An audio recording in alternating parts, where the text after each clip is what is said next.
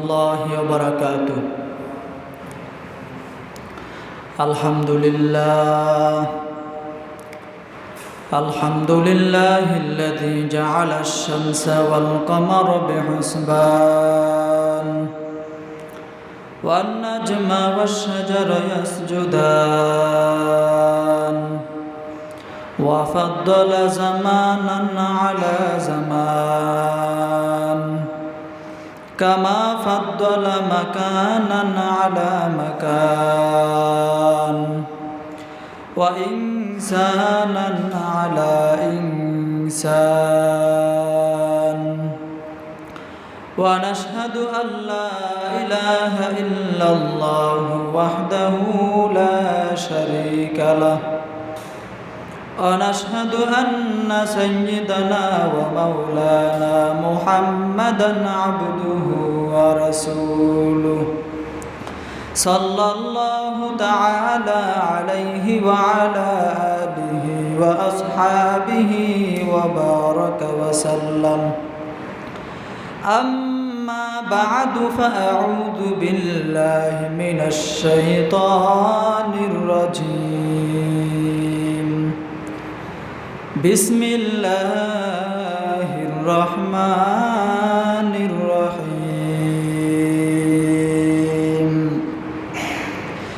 يا أيها الذين آمنوا قوا أنفسكم وأهليكم نارا وقودها الناس والحجارة وقال رسول الله صلى الله عليه وسلم طلب العلم فريضة على كل مسلم أو كما قال عليه الصلاة والسلام.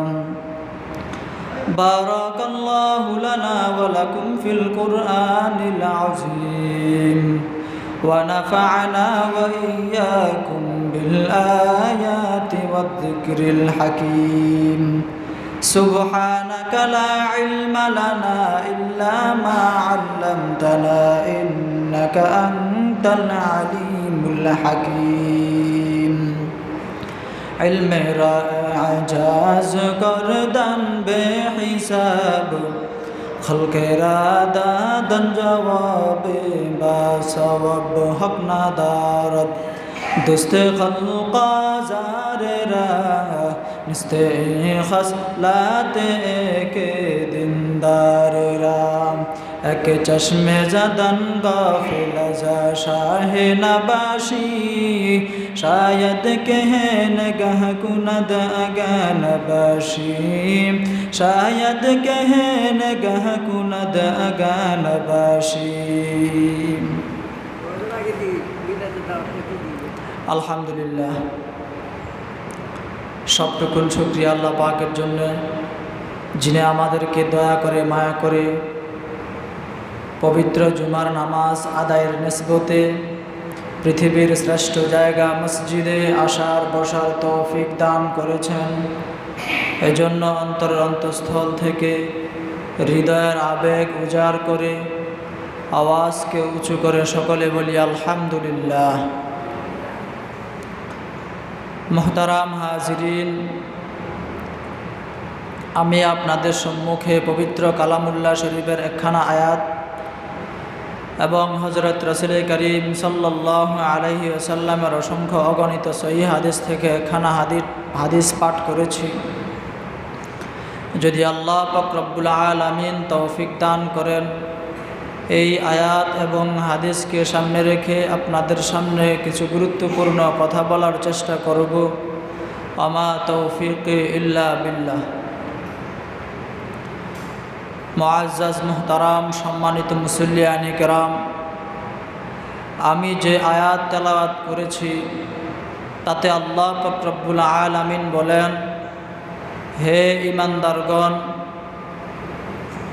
তোমরা নিজেরা জাহান্নামের আগুন থেকে বাঁচো এবং পরিবার পরিজনকে জাহান্নামের আগুন থেকে বাঁচাও।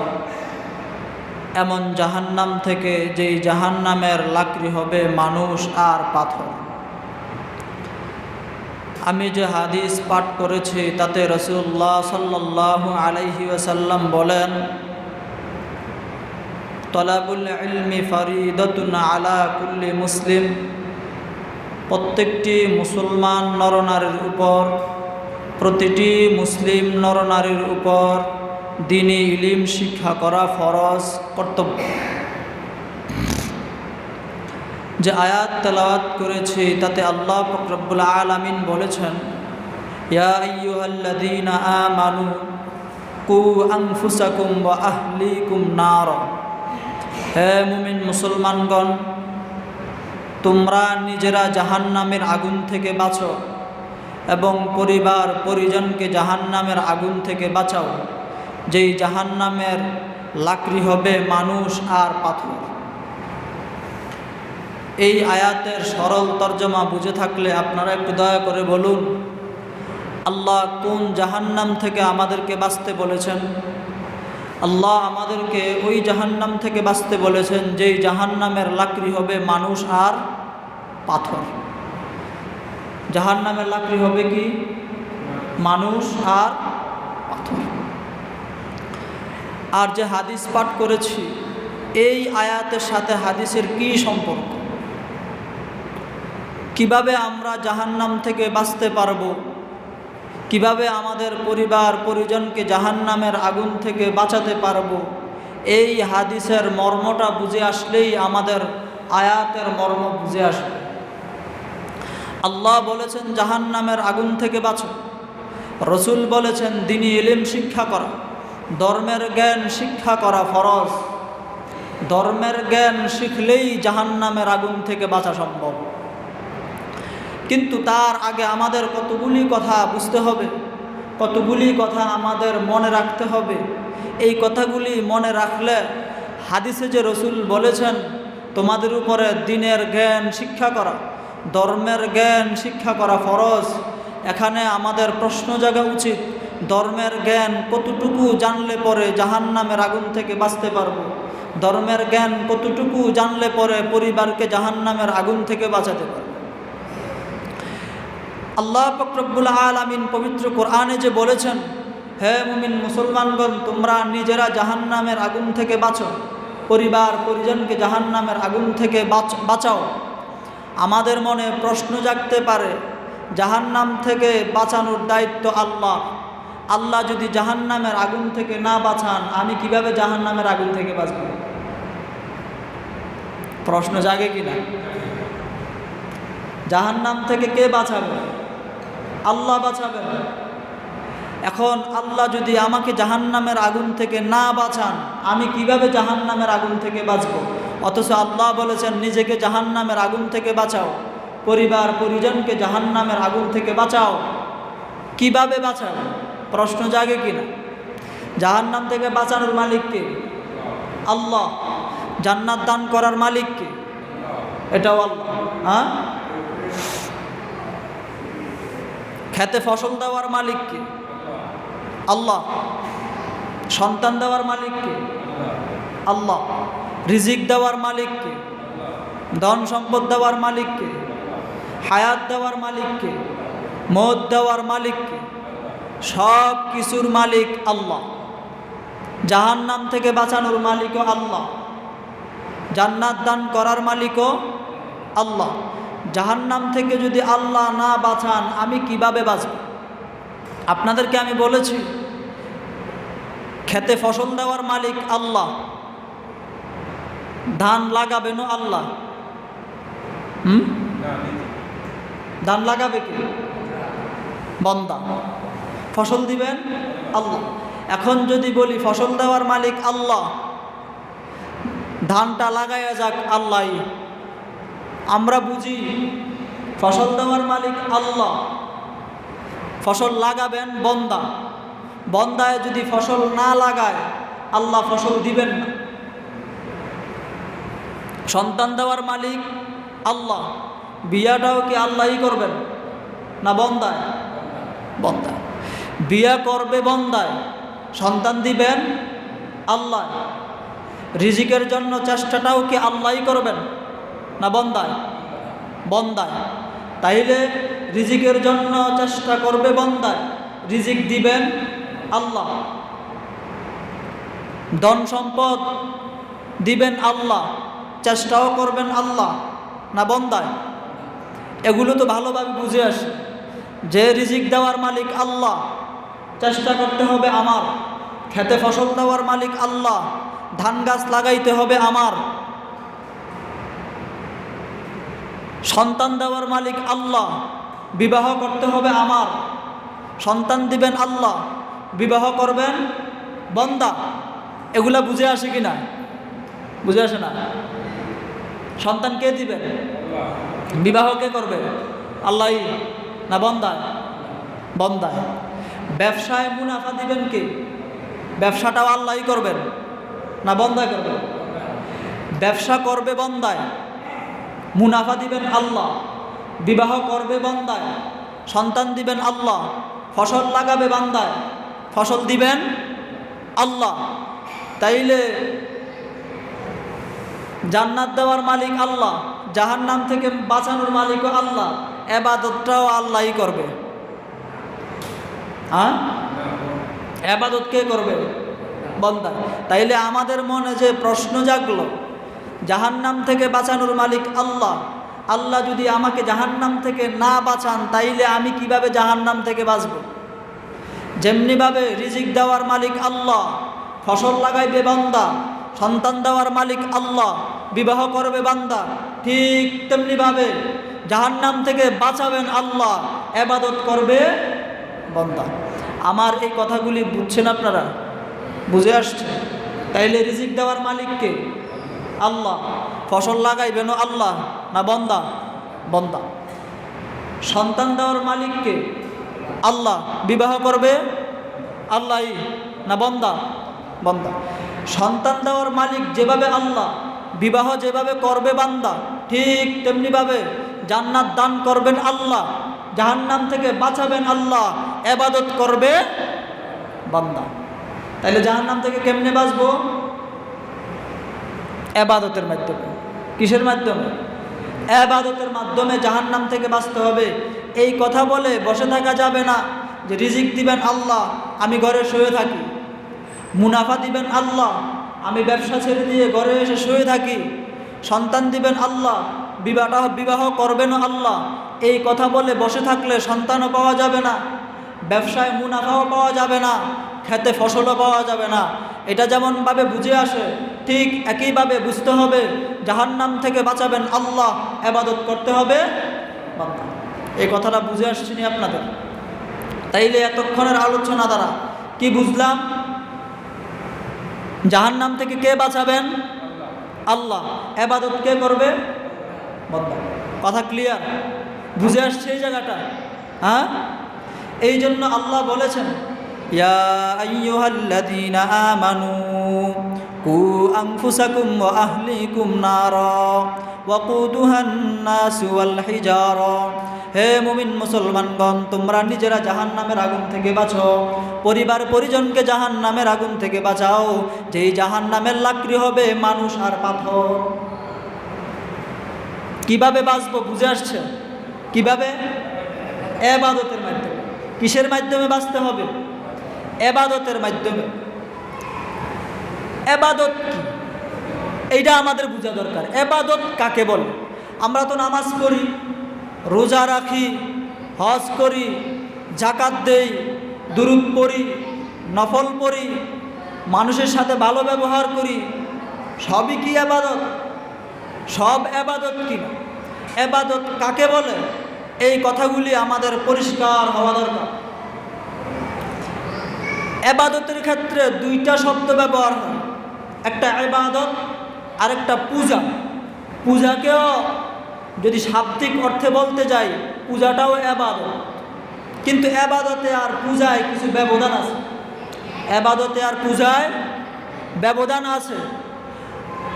আমরা যেভাবে আল্লাহর পূজা করি এটা ইবাদত, যারা মূর্তির পূজা করে এটাও ইবাদত। কিন্তু আল্লাহর ইবাদত বা আল্লাহর পূজা আর মূর্তির পূজার মধ্যে ব্যবধান আছে কি না? ব্যবধান আছে। এক নাম্বার ব্যবধান, আল্লাহর ইবাদতকে পূজা বলা হয় না। আল্লাহর ইবাদতকে পূজা বলা হয় না, আল্লাহর ইবাদতকে বলা হয় ইবাদত।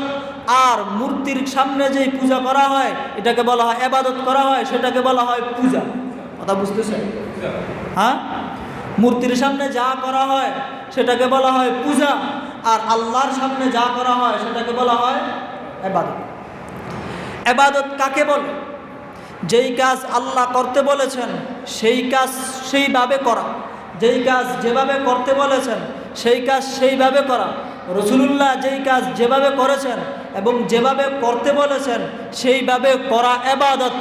এবং আল্লাহ যেই কাজ থেকে বিরত থাকতে বলেছেন সেই কাজ থেকে বিরত থাকা, রাসূল যেই কাজ থেকে বিরত থাকতে বলেছেন, বর্জন করতে বলেছেন সেই কাজ বর্জন করা, সেই কাজ থেকে বিরত থাকার নাম ইবাদত।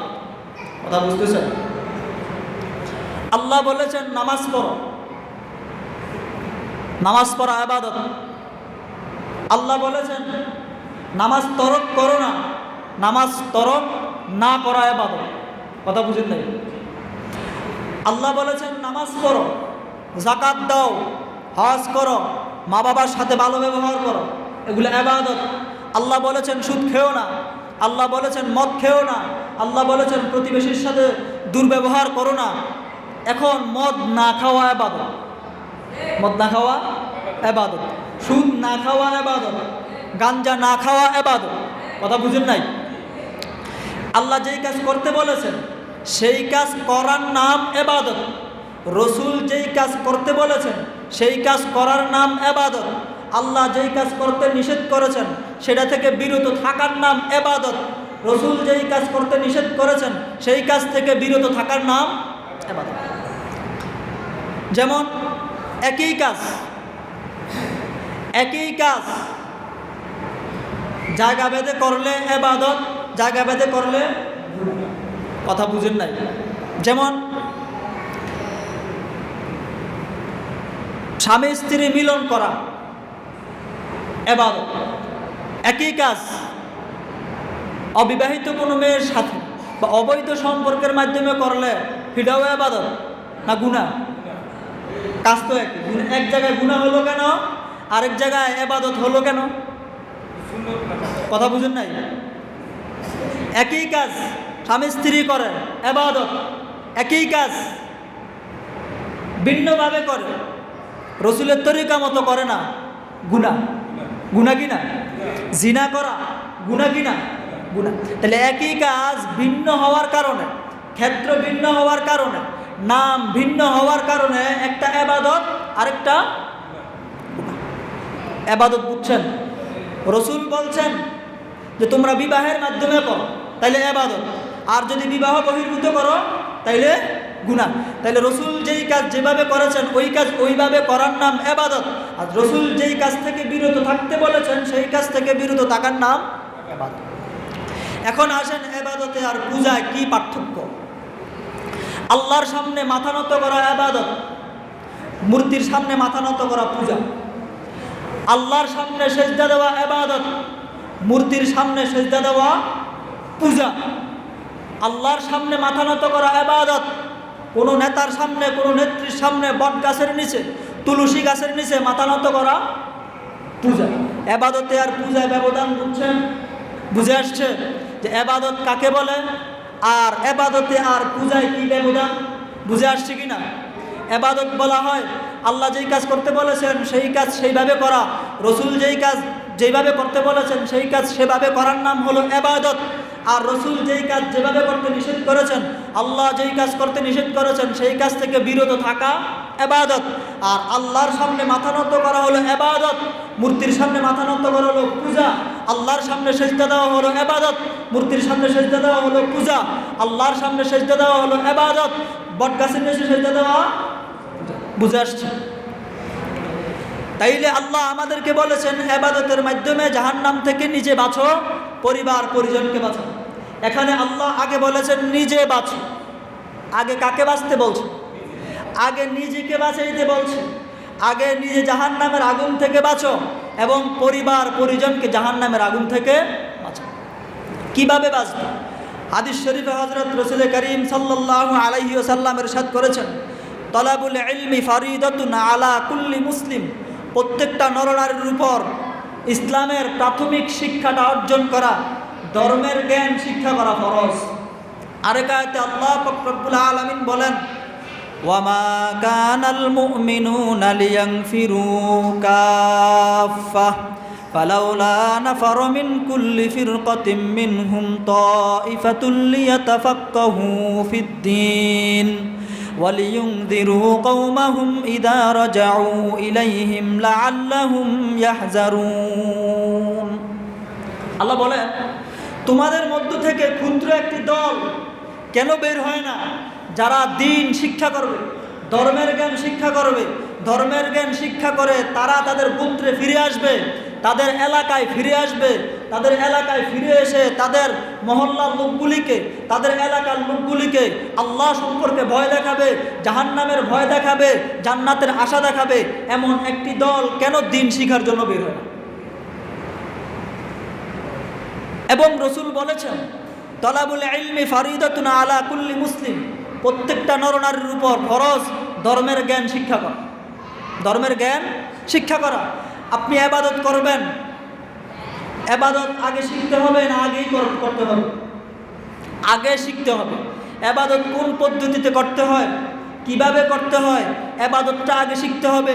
এই শিক্ষাকে বলা হয় ধর্মের জ্ঞান, এই শিক্ষাকে বলা হয় ধর্মের জ্ঞান। যেমন ওযুর ফরজ 4টি, এটা শিক্ষা করা, এটা ধর্মের জ্ঞান কিনা? এটা ধর্মের জ্ঞান কিনা? কালেমা শিক্ষা করা, এটা ধর্মের জ্ঞান কিনা? গোসলের ফরজ কতটা, এটা শিক্ষা করা ধর্মের জ্ঞান কিনা? নামাজের ফরজ কতটা, নামাজের ওয়াজিব কতটা, নামাজের বাইরে ভিতরে কয়টা ফরজ আছে, নামাজের ভিতরে কতটা ফরজ আছে, কতটা সুন্নত আছে, কোন কোন কারণে ওযু ভেঙে যায়, কোন কোন কারণ দেখা দিলে গোসল করতে হয়, কোন কোন দোষ দেখা দিলে নামাজ ভেঙে যায়, এই যে জ্ঞানগুলি শিক্ষা করা, এগুলো ধর্মের জ্ঞান কিনা? এগুলা দ্বীনি ইলম কিনা? দ্বীনি ইলম। এই শিক্ষাটার কথাই আল্লাহ রসুল বলেছেন। আর আল্লাহ কোরআনে বলেছেন, ইয়া আইয়ুহাল্লাযীনা আমানু কু আনফুসাকুম ওয়া আহলিকুম নারা, হে দুনিয়ার মুমিন মুসলমানগণ, তোমরা আগে নিজেরা জাহান্নামের আগুন থেকে বাঁচো এবং পরিবার পরিজনকে জাহান্নামের আগুন থেকে বাঁচাও, এমন জাহান্নাম থেকে যেই জাহান্নামের লাকড়ি হবে মানুষ আর পাথর। কিভাবে শিখব, কিভাবে জাহান্নামের আগুন থেকে বাঁচব?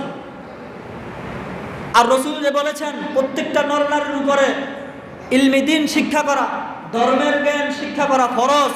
যেমন সকলকেই মুফতি হতে হবে, সকলকেই মাওলানা হতে হবে, সকলকেই হাফেজ সাহেব কারি সাহেব হতে হবে না, ধর্মের প্রাথমিক জ্ঞানটা যেটা আছে এইটা শিক্ষা করা। যেমন আমি ব্যবসা করব, ব্যবসা সম্পর্কিত জ্ঞান অর্জন করা ফরজ। আমি ব্যবসা করব, ব্যবসা সম্পর্কিত যত জ্ঞান আছে, যত মাসআলা মাসাইল আছে, এগুলি শিক্ষা করা ফরজ। আমি নামাজ পড়ব, নামাজ সংক্রান্ত যত মাসআলা মাসাইল আছে, যেই মাসআলা জানা ফরজ।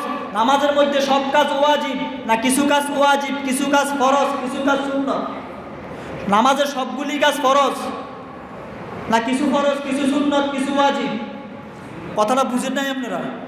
আমরা যে নামাজ পড়ি, নামাজের মধ্যে যে কার্যকলাপগুলি আমরা করি, এ সব ফরজ? হ্যাঁ না কিছু ফরজ? কিছু ফরজ, কিছু ওয়াজিব, কিছু সুন্নাত। নামাজের মধ্যে যেই কাজ ফরজ, এই কাজটা শিক্ষা করা ফরজ। নামাজের মধ্যে যেই কাজ ফরজ, এই কাজটা শিক্ষা করা ফরজ। নামাজের মধ্যে যেই কাজটা ওয়াজিব, ওই কাজটা শিখাও ওয়াজিব। নামাজের মধ্যে যেই কাজটা সুন্নত, ওই কাজটা শিখাও সুন্নত। নামাজের মধ্যে যেই কাজটা নফল বা মুস্তাহাব, ওই কাজটা শিখাও মুস্তাহাব। এটা ধর্মের জ্ঞান কিনা? ধর্মের জ্ঞান। আপনি যখন নামাজ পড়বেন, নামাজে কেরাত পড়া ফরজ, কেরাত পড়া ফরজ, তাহলে কেরাত শিক্ষা করা ফরজ। নামাজের মধ্যে সূরা ফাতিহা পড়া ওয়াজিব, নামাজে সূরা ফাতিহা পড়া ওয়াজিব, সূরা ফাতিহা শিক্ষা করা ওয়াজিব। নামাজের মধ্যে রুকু করা, সেজদা করা, কিয়াম করা, এগুলো ফরজ, এগুলো শিক্ষা করাও ফরজ। রুকু সেজদায় দেরি করা ওয়াজিব, এই দেরি করার জ্ঞান শিক্ষা করাও ওয়াজিব। রুকুর মধ্যে তাসবিহ পড়া, সেজদার মধ্যে তাসবিহ পড়া, এগুলো সুন্নাত, এগুলো শিখাও কথা বুঝতেছেন? এই হলো ধর্মের প্রাথমিক জ্ঞান।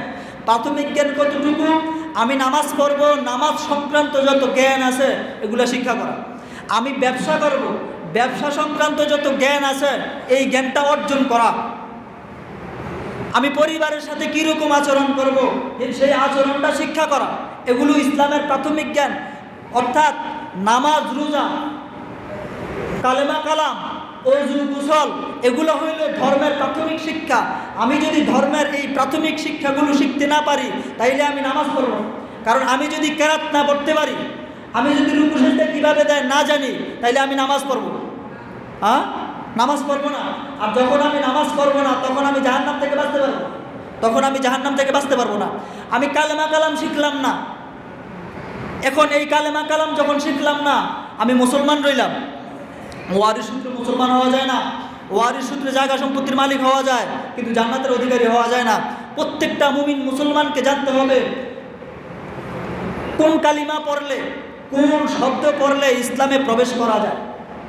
যেমন যেটাকে বলা হয় কালিমাতুত তাওহীদ, অর্থাৎ আল্লাহকে এক, এই কথা স্বীকৃতি দেওয়ার বাক্য। যেমন লা ইলাহা ইল্লাল্লাহু মুহাম্মাদুর রাসূলুল্লাহ, এটা কি কালিমা? এটাকে বলা হয় হয়তো কালিমাতুত তাইয়্যিবা, আর না হয় বলা হয় কালিমাতুত তাওহীদ। কালিমাতুত তাওহীদ, এক আল্লাহ স্বীকৃতি দেওয়ার বাক্য। এটার মাধ্যমে আমরা ইসলামে প্রবেশ করি। অথচ যদি জিজ্ঞাসা করি, অধিকাংশ মুসলমান এই কালিমাটাকে শুদ্ধ করে বলতে পারবে না, শুদ্ধ করে বলতে পারবে না। এর মর্ম কি? হাদিস শরীফে উল্লেখ আছে, রাসূল বলেছেন মান ক্বালা লা ইলাহা ইল্লাল্লাহ তুফলিহুন। আরেক হাদিসে বলছেন মান ক্বালা লা ইলাহা ইল্লাল্লাহ দাখালাল জান্নাহ, যে ব্যক্তি বলবে লা ইলাহা ইল্লাল্লাহ মুহাম্মাদুর রাসূলুল্লাহ সে জান্নাতে প্রবেশ করবে, সে সফল কাম। এতটুকু বললেই যথেষ্ট। এখানে আমাদের মর্ম বুঝতে হবে। মর্ম হলো এই, লা ইলাহা ইল্লাল্লাহ এর অধীনে আল্লাহ পাকের পক্ষ থেকে যত বিধান আছে সবগুলি পালন করতে হবে। মুহাম্মাদুর রাসূলুল্লাহ এর অধীনে, এই শব্দের অধীনে রসুলের পক্ষ থেকে যত বিধিবিধান আছে, যত বিধি নিষেধ আছে সবগুলি পালন করতে হবে। শুধুমাত্র লা ইলাহা ইল্লাল্লাহ পড়লেই জান্নাতে যাওয়া যাবে না। তবে হ্যাঁ, যাওয়া যাবে কোন সময় পুরে পয়লা হয়ে। এই কথা বিশ্বাস করার কারণে আল্লাহ পাক রব্বুল আলামিন আমাকে শাস্তি দিয়ে আগুনে পুড়িয়ে একটা সময় আমাকে জান্নাত দান করবেন। কিন্তু এই জাহান্নামের আগুন থেকে বাঁচতে হলে আগে আমাকে ইসলামের প্রাথমিক জ্ঞানটা শিক্ষা করে জাহান্নামের আগুন থেকে বাঁচতে হবে। কালেমা কালাম শিখতে হবে, ইসলামের প্রাথমিক শিক্ষাটা শিখতে হবে, উযু গোসল শিখতে হবে, কিভাবে নামাজ পড়তে হয়, কোন কোন কারণে ওযু ভেঙে যায়, কোন কোন কারণে নামাজ ভেঙে যায়, কি করলে নামাজ হয়, কোন কাজগুলি করলে ওযু হয়, এগুলো শেখা দরকার কিনা? এগুলো শেখা দরকার কিনা? যদি এরকম হয় একবার উযু করলাম আর জীবনভর নামাজ পড়লাম, তাহলে নামাজ হবে? নামাজ হবে না। এক লোক আরেক লোককে নামাজ পড়ে না, জানেও না নামাজ কিভাবে পড়তে হয়। তো জিজ্ঞাসা করলো, ভাই তুমি তো মুসলমান, তুমি নামাজ পড়ো না কেন? ভাই আমি তো নামাজ পড়তে পারি না। ওযু পারো নি? কয় নামাজ যদি পড়ি না ওযু কেমনে পারবো? তো ওই লোকটা ওযু করাইয়া দিছে, হাতে ধইরা ওযু করাইয়া দিছে প্র্যাকটিক্যালে। এরপরে তার সাথে নামাজ পড়াইছে। একদিনে সম্ভব? একদিনে সম্ভব? যাক, সেই লোক তো তাকে নামাজ দেখাই দিয়া, ওযু দেখাই দিয়া চলে গেছে। অনেক দিন পর আবার দেখা হয়েছে, ভাই নামাজ পড়ো? কয় হ্যাঁ পড়ি। ওযু করতে পারো এখন? কয় আমার তো ওযু আর লাগে না, আপনি না একবার করাইয়া দিছেন, আপনি না একবার করাইয়া দিছেন, ওই ওযু দিয়ে তো আমি নামাজ পড়তেছি। তাইলে কোন জিনিস না জানার কারণে সে এক ওযু দিয়ে এই জীবনভর নামাজ পড়লো। যে কোন কোন কাজ করলে ওযু ভেঙে যায়, কোন কোন দোষ দেখা দিলে ওযু ভেঙে যায়, তার এই মাসআলা জানা নাই। এই মাসআলা জানা নাই। আর এই মাসআলাটাই হলো ধর্মের জ্ঞান। কার জ্ঞান? ধর্মের জ্ঞান। এই জন্য আমাদের জানা দরকার কোন কোন কারণে ওযু ভেঙে যায়, কোন কোন কাজ করলে ওযু হয়, নামাজে কোন কোন কাজ করলে নামাজ হয়, কোন কোন কাজ করলে, কোন কোন কাজ সংগঠিত হয়ে গেলে নামাজ ভেঙে যায়। এগুলি জানা দরকার কিনা? জানা দরকার কিনা? জানা দরকার আছে। আর এই জানাটাকেই বলা হয় ধর্মের জ্ঞান। আর এই ধর্মের জ্ঞানটা জানলেই আপনার কলেমা কালাম ঠিক হবে, ওযু গোসল ঠিক হবে, নামাজ ঠিক হবে, আপনার যাবতীয় ইসলামের যেই প্রাথমিক জ্ঞানটা আছে এটা স্বীকার করে যে ইবাদতগুলি আপনি করবেন, ইবাদতগুলি শুদ্ধ হবে। আর শুদ্ধ হলে পরেই আপনি জাহান্নামের আগুন থেকে বাঁচতে পারবেন। এখন আমরা এই জ্ঞানটা শিখতে পারি, আমাদের বিবি বাচ্চারা, আমাদের সন্তানেরা এই জ্ঞানটা শিখতে পারে না। এর দুই কারণ। অথচ এই দায়িত্বটা ছিল মা বাবার।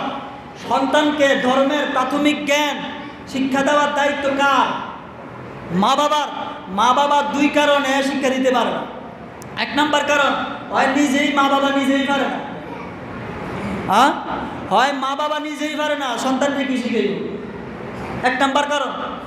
দুই নম্বর কারণ, মা বাবা ঠিকই পারে, সংসারের বিভিন্ন ঝামেলার কারণে, সংসারের কাজের কারণে সন্তানকে ধর্মের এই প্রাথমিক শিক্ষাগুলি, ধর্মের এই প্রাথমিক জ্ঞানগুলি শিখাইবার মতো পর্যাপ্ত পরিমাণে সময় পায় না, আর শিখাইতেও পারে না। আর এই সন্তানগুলি উশৃঙ্খল হয় আর জাহান্নামে রওনা দেয়। আপনাদের অত্যন্ত সৌভাগ্য, আপনাদের যে দায়িত্বটা নেওয়ার কথা ছিল, এই দায়িত্বটা এখন মাদ্রাসাওয়ালারা নিয়ে গেছে। কারা নিয়ে গেছে? মাদ্রাসাওয়ালারা নিয়ে গেছে।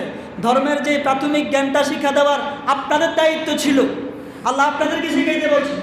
আল্লাহ বলছে, আগে নিজে জাহান্নামের আগুন থেকে বাঁচো, পরিবার পরিজনকে জাহান্নামের আগুন থেকে বাঁচাও। দায়িত্ব কারে দিছে?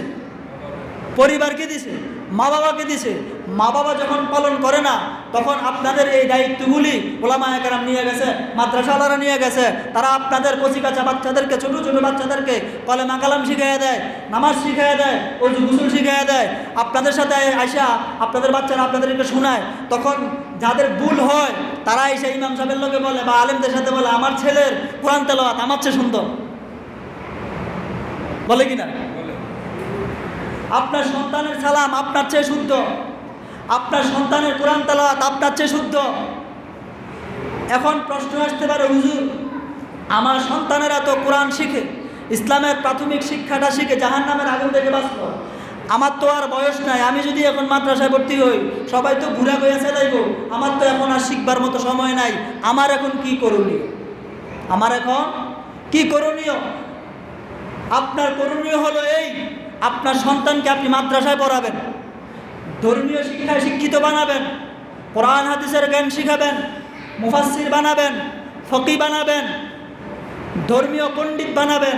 যখন আপনার সন্তান ধর্মীয় পণ্ডিত হবে, কোরআন হাদিসের আলেম হবে, তখন এই সন্তান আল্লাহর কাছে সুপারিশ করে আপনাকে জাহান্নামের আগুন থেকে বাঁচাবে। তাইলে সন্তান বাঁচলো নিজে কোরআন শিখে, সন্তান বাঁচলো নিজে ধর্মের জ্ঞান শিখে, আর আপনি বাঁচলেন সন্তানকে শিখাইয়া। কিভাবে? সন্তান ধর্মের জ্ঞান শিখলো, নিজে জান্নাতে যাওয়ার অধিকারী হলো, আর আপনি জাহান্নামের অধিকারী হলেন। সন্তান আল্লাহর দরবারে, আল্লাহর কাছে সুপারিশ করবে, আল্লাহ আমার বাবা আমাকে ধর্মীয় জ্ঞান শিখাইছে, কোরআন হাদিসের জ্ঞান শিক্ষা করার ক্ষেত্রে সাহায্য সহযোগিতা করেছে, আপনি আমার বাবাকে জাহান্নামে দিবেন না। আমি আপনার কোরআনের খাদেম হয়ে বলছি, আমার বাবাকে আমার সাথে জান্নাতে প্রবেশ করাবেন। তাইলে আপনিও জাহান্নামের আগুন থেকে কেমনে বাঁচলেন? সন্তানকে কোরআন হাদিস শিখাইয়া। যেমন তাফসীরের কিতাবে বেশ কয়েকটা ঘটনা উল্লেখ আছে। বনি ইসরাইলের একটা ঘটনা এরকম, একজন বাবা তার স্ত্রীর গর্ভে সন্তান রেখে মারা যায়। মারা যাওয়ার আগে ওসিয়ত করে গেছে যে তোমার গর্ভে যেই সন্তান আছে, ছেলে হোক মেয়ে হোক, তাকে ধর্মীয় শিক্ষায় শিক্ষিত বানাবে, ধর্মের জ্ঞানে তাকে জ্ঞানী বানাইবে। যখন বাচ্চা দুনিয়াতে আসলো, বাচ্চাটা হলো ছেলে। বাচ্চার মার মনে আছে যে বাচ্চার বাবা ওসিয়ত করে গেছে তার সন্তানকে ধর্মীয় শিক্ষায় শিক্ষিত বানাবার জন্য। এই জন্য সন্তানকে নিয়ে মাদ্রাসায় দিছে।